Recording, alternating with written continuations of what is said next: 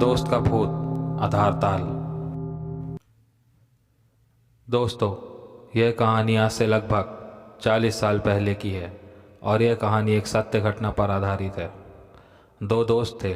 वह दोनों बहुत अच्छे मित्र थे। उनका नाम था राकेश और विल्फ्रेड मार्क। वह दोनों एक ही कॉलेज में पढ़ते थे। राकेश इंडिया का था और विल्फ्रेड अफ्रीका का था। वह अफ्रीका से इंडिया एग्रीकल्चर की पढ़ाई करने आया था। एक दिन की बात है, बहुत तेज़ बारिश हो रही थी।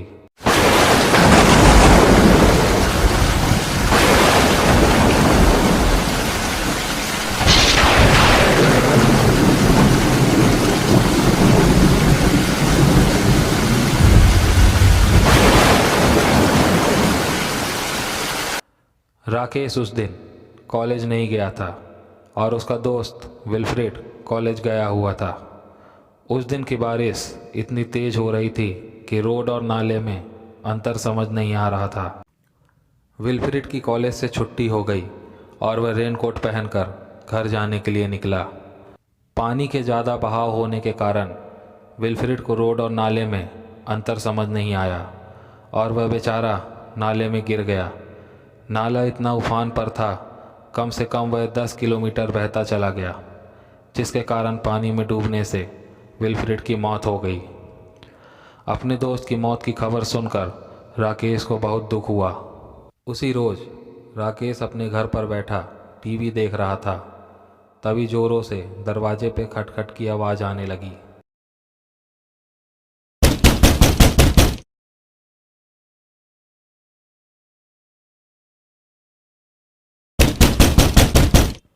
तभी राकेश ने पूछा, कौन है?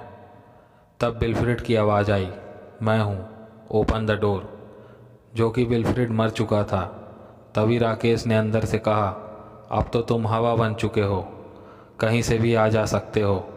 राकेश अंदर से बहुत डर गया था, फिर भी उसने अपने दोस्त को जवाब दिया और यह भी कहा कि अब हमारा तुम्हारा कोई नाता नहीं है। उस रात विल्फ्रेड की आत्मा अंदर प्रवेश इसलिए नहीं कर पाई क्योंकि दरवाजे पर हनुमान जी की फ़ोटो लगी थी। दोस्तों, यह घटना राकेश ने हमें जीमेल के माध्यम से मैसेज पर बताई, जो कि हमारे ही एक सब्सक्राइबर हैं, और यह घटना आधारताल क्षेत्र जबलपुर की ही है।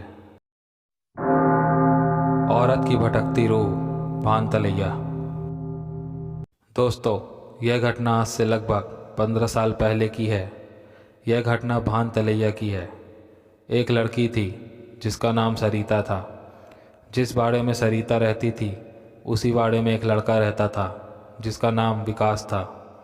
विकास और सरिता दोनों एक दूसरे से प्रेम करते थे। विकास ने अपने घर पर शादी की बात की, पर उसके घर वालों ने शादी के लिए मना कर दिया क्योंकि सरिता के पिता सब्जी बेचा करते थे और वह एक गरीब परिवार से थी। लेकिन सरिता विकास से बहुत प्यार करती थी और वह शादी न होने की बात से बहुत दुखी थी और वह यह बात बर्दाश्त न कर सकी।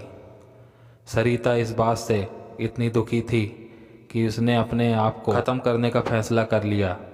जिस स्टोव पर सरिता खाना बनाती थी उसी स्टोव का मिट्टी तेल अपने शरीर पर डालकर अपने ऊपर आग लगा ली।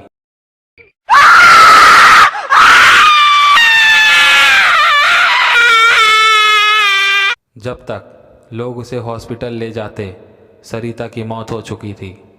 उसके घर वालों ने इस घटना को एक्सीडेंट बताने के लिए जिस स्टोव से सरिता जली थी उसी स्टोव के पास चाय पत्ती, चाय का बर्तन गिरा दिया ताकि पुलिस को यह एक एक्सीडेंट लगे, ना कि आत्महत्या।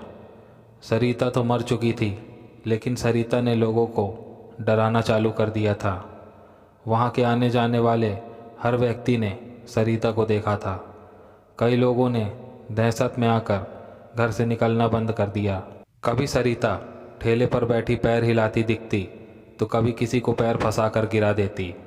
और जिस लड़के से सरिता प्यार करती थी वह लड़का लगभग 2 साल बीमार था। उसे भी सरिता ने मरने के बाद बहुत परेशान किया था। परेशान होकर वह अपने बुआ के यहाँ रहने चला गया और समय धीरे धीरे बीतता चला गया। लेकिन सरिता का तांडव आज भी जारी है। हालांकि अब बहुत कम हो गया है, लेकिन कभी कभी लोगों से सुनने मिल जाता है। तो दोस्तों, यह था हमारे जबलपुर की सच्ची भूतिया घटनाएं पार्ट 1। अगर आप इस वीडियो का सेकंड पार्ट देखना चाहते हैं तो वीडियो को लाइक करें और साथ में चैनल को सब्सक्राइब करें। धन्यवाद।